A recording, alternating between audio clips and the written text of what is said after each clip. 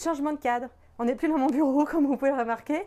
Après un silence d'un peu plus de 24 heures qui s'explique par un long trajet en avion, me voici dans les îles. Alors, vous ne voyez pas parce qu'il y a un gros contre-jour, mais là, il y a la mer. Je vous ferai des vidéos depuis la plage à un moment, je pense.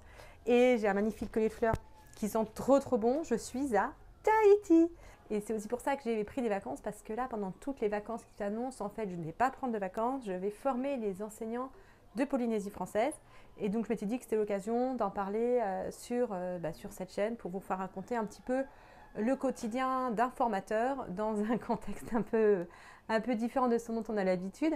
Mais ça reste de la formation pour des enseignants. La Polynésie française est sur les programmes scolaires, etc. Donc, on est vraiment dans de la formation pour les enseignants, pas forcément très classique, mais il y a beaucoup de choses qu'on retrouve. Et le but de cette série de vidéos là, donc je vais être à Tahiti pendant un peu plus de 15 jours, donc l'idée c'est de vous faire des vidéos sur ce qui se passe à Tahiti, avec un but double. Alors je vais pas vous...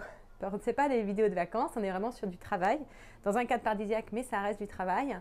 Et donc l'idée c'est de faire un petit peu de thèmes. Enfin, l'objectif est double sur les prochains 15 jours. C'est premièrement vous montrer ce que c'est que le quotidien d'un formateur en mission, voilà, à quoi ça ressemble, etc. Et aussi, pourquoi pas, vous donner des pistes sur ce sur quoi je forme. Donc là, je suis partie pour 15 jours de formation. Je fais des formations aux stagiaires, professeurs stagiaires, premier, second degré. Et ensuite, je fais une formation inter sur classe inversée, classe mutuelle, et une autre sur les classes en îlot, premier degré, second degré.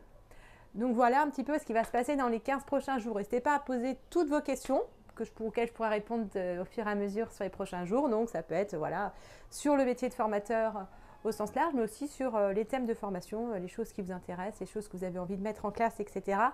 Parce qu'on retrouve vraiment, toujours dans les thèmes de formation, cette notion d'avoir du plaisir en classe, que ce soit la classe en îlot, la classe mutuelle, la classe inversée. Le but, c'est aussi de retrouver ce plaisir pour les élèves et pour les enseignants.